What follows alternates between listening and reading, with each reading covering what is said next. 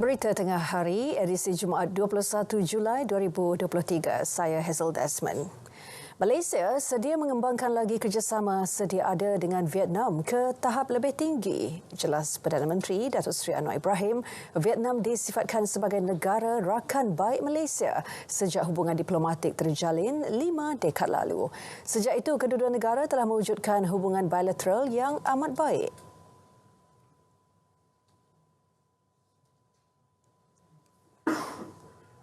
Because of the resilience of the leadership and the people, you have been enormously successful in a few decades.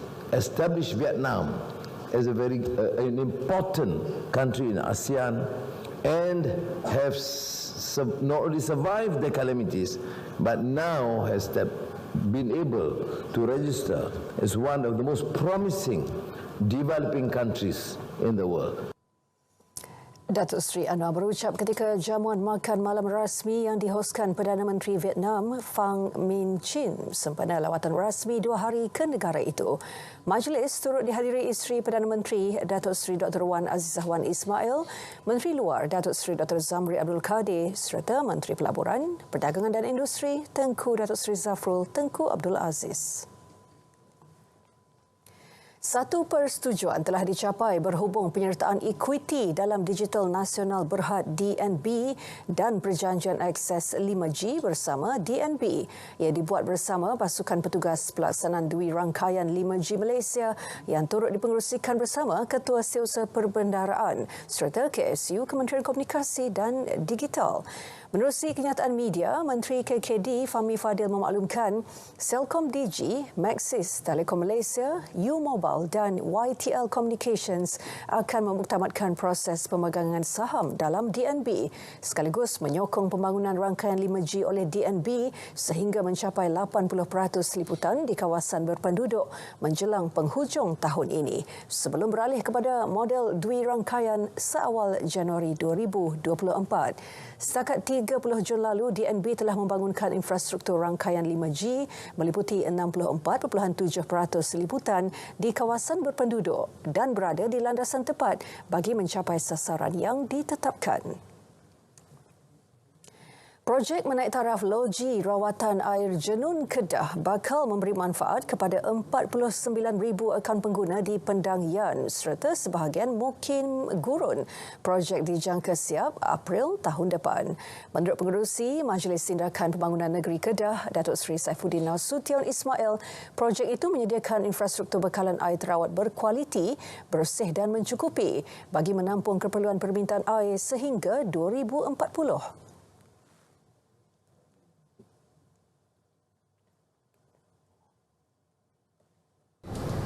Dengan siapnya loji rawatan air nanti, maka bekalan air terawat yang berkualiti, yang bersih dan yang cukup khusus untuk memenuhi permintaan yang semakin meningkat di daerah Pendang, daerah Yan dan sebahagian daripada Mukim Gurun. Ini di kawasan perindustrian Gurun sehingga tahun 2040. Mana unjuran pertambahan penduduk, unjuran pertumbuhan industri, loji rawatan ini pada keupayaan 110 juta liter sehari, dia boleh membekalkan di 3 daerah untuk penggunaan isi rumah dan penggunaan industri.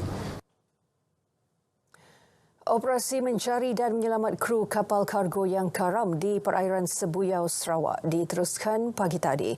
Pengarah Agensi Penguatkuasaan Maritim Malaysia Sarawak, Laksamana Pertama Maritim Zin Azman Mat Yunus berkata, operasi bermula pukul 8 pagi dengan pencarian tertumpu di sekitar Pulau Burong hingga Tanjung Po. Kesemua identiti kru yang terperangkap sudah dikenal pasti.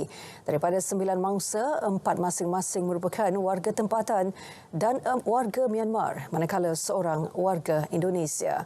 Mereka berumur antara 20 hingga 52 tahun. Pagi semalam, Maritim Malaysia menerima laporan berkaitan kehilangan kapal membawa muatan batu kliker itu selepas pihak pengurusan syarikat kapal terbabit gagal mengesan dan menghubungi kru.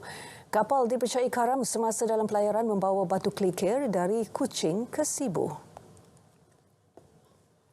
25 pesawah di Kampung Alor Ali, Pendang, Kedah terpaksa menanggung kerugian yang tinggi apabila padi ditenggelami air.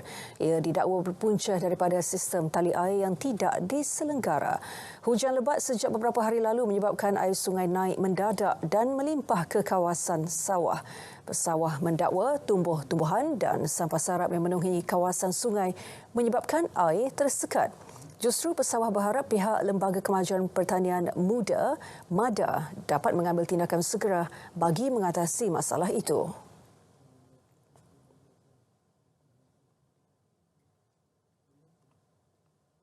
Saya mewakili petani Kampung Alor Ali mohon kepada pihak MADA supaya bersihkan sungai yang mana dipenuhi dengan kangkung-kangkung. Kami ni dah tak larat dah nak apa nama ni dah 3 kali dah tenggelam air ni. Benih pun tahu-tahu sajalah. Satu, saya minta segera MADA segerakan cuci sungai dengan segera, kangkung sumbat air kami 3 kali tabung dah. Tak larat beli benih kami pun. Sejumlah 46.7 juta ringgit dana di bawah rangka kerja dana bercirikan wakaf WQFF telah diraih sehingga Disember 2022. Pengerusi Eksekutif Suruhanjaya Security Malaysia, Datuk Seri Awang Adik Hussein berkata, sejak dilancar pada 2020, 6 dana telah diterbitkan setakat ini. The framework allows investors to give a portion or all of their dividends from unit trusts and wholesale funds to charity or charitable projects in the form of cash. WQFF telah diperluas kepada amanah pelaburan hartanah Islam dan dana dagangan bursa Islam untuk meningkatkan serta meluaskan lagi pilihan produk. Ia juga dapat menggalakkan kerjasama yang lebih baik antara syarikat pengurusan dana Islam dan Majlis Agama Islam Negeri. Kewangan sosial Islam, terutamanya wakaf, mempunyai banyak ruang untuk pertumbuhan dengan memanfaatkan pelbagai instrumen pasaran modal Islam. Beliau berucap pada persidangan pasaran wakaf dan modal Islam di Ibu Negara. Jualan Rahmah Bergerak berkonsepkan kedai cari rakyat di Guar Cempedak mendapat sambutan menggalakkan. Mengguna lega apabila harga barang keperluan dijual 30% lebih murah berbanding di premis runcit atau pasar raya. Untuk hari ini kini ya kan, bagi macam ni, macam memang bagilah sebelum ni tak ada kan. Kita nak beli pun kita macam tanpa lo ni, dengan keadaan lo ni, kos sorry tu memang tinggi. Cukup lah sebab harga dia murah berbanding dengan luar kan. Alhamdulillah jadi bagi pada Pak Jaya lah, teruskan lagi lah memudahkan rakyat-rakyat kan. Ni alhamdulillah dapat harga murah sikit lah. Benda baik tu kalau diteruskan, elok lah kalau nak teruskan. Kita ni kan, orang yang biasa-biasa ni kalau kata boleh harga barang tu boleh dapat murah tu, alhamdulillah. 8,000 aduan diterima menerusi platform Aduan Suri Kementerian Perdagangan Dalam Negeri dan Kos Sara Hidup sepanjang tempoh Januari hingga Jun tahun ini. Statistik itu membuktikan kesedaran pengguna, terutama golongan suri rumah sebagai pembeli dan pengguna, semakin meningkat. Kesedaran itu semakin meningkat macam bila kita perkenalkan QR Code Aduan Suri yang mana memang menyasarkan suri-suri rumah tangga untuk membuat aduan ya, sebab biasalah suri rumah yang selalu pergi ke pasar, selalu pergi ke kedai runcit beli barang-barangan ya, selalu pergi ke hypermart. Telah pun disusun atau pengguna boleh mengemukakan sebarang aduan menerusi 8 saluran yang disediakan termasuk portal e-aduan, aplikasi WhatsApp dan aplikasi Easy Adu KPDN.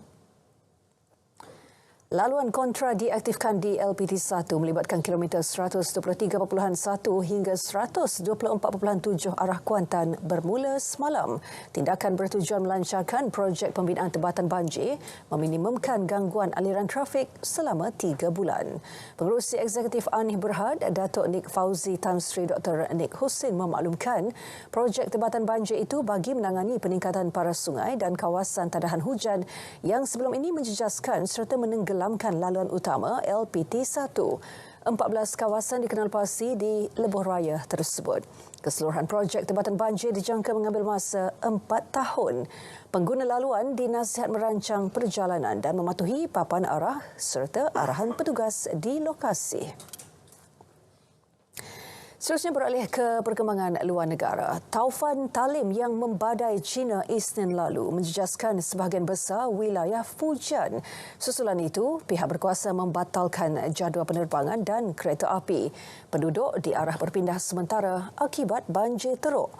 Taufan Talim merupakan taufan pertama membadai China tahun ini. Rakaman dari Jabatan Bomba Fuzhou menunjukkan penduduk sedang diselamatkan dan bersedia untuk berpindah dengan bantuan daripada pihak berkuasa.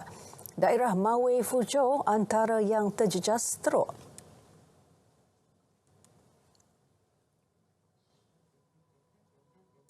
Angka kematian akibat tanah runtuh di barat India meningkat kepada 16 orang. Menurut pegawai operasi, ketika ini operasi menyelamat dihentikan disebabkan hujan lebat. Kira-kira 100 orang masih dikuatiri terperangkap. Jabatan Meteorologi India juga telah mengisytiharkan amaran merah di daerah Raigad.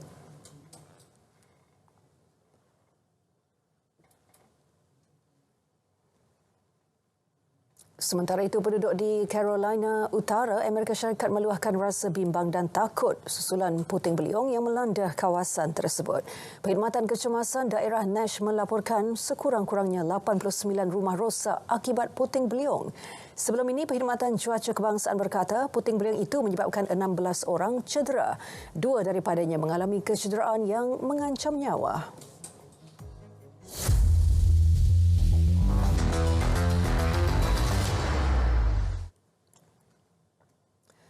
Perkembangan bola sepak tempatan. Pemilik Kelantan FC, Norizam Tukiman mendedahkan akan membawa masuk beberapa muka baharu bagi memastikan pasukan berupaya menamatkan baki saingan Liga Super dalam kelompok 10 terbaik. So ada beberapa bahagian yang head coach dah bincang dengan saya. So antaranya adalah bahagian defend dan bahagian forward juga. So, ada beberapa pemain, antaranya ada pemain baru yang baru nak bermain dengan Liga Malaysia. Ada juga pemain daripada yang dah pernah bermain, iaitu Dennis. Dulu pernah bermain dengan Kedah. So mungkin Dennis akan masuk bersama dengan Kelantan FC. Atlet angkat berat Muhammad Eri Hidayat dan atlet terjun negara Nur Davita Sabri dinobatkan sebagai olahragawan dan olahragawati Majlis Sukan Universiti Malaysia Masum 2022. Eri daripada Universiti Putra Malaysia yang meraih pingat perak pertama pada Sukan Commonwealth 2022 berharap pengiktirafan itu mampu menjadi tonik baharu dalam kariernya pada masa akan datang.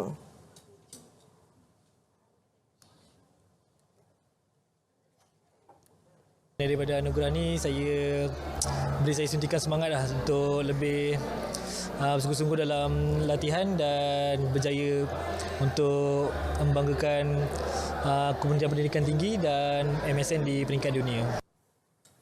Sementara itu, pencapaian meraih 2 pingat emas pada Sukan Si Hanoi dan 3 emas pada Grand Prix terjun FINA membolehkan Nur Davita Sabri diumum sebagai olahragawati Masum 2022. Olahragawan dan olahragawati membawa pulang piala pusingan, wang tunai RM3,000, trofi iringan pemenang serta sijil penghargaan yang disampaikan Menteri Pendidikan Tinggi Datuk Seri Muhammad Khalid Nordin. Baik, berita tengah hari edisi Jumaat berakhir di sini. Terus setia bersama berita RTM untuk perkembangan sahih sepanjang masa. Saya Hazel Desmond, Salam Malaysia Madani, tekad perpaduan penuhi harapan.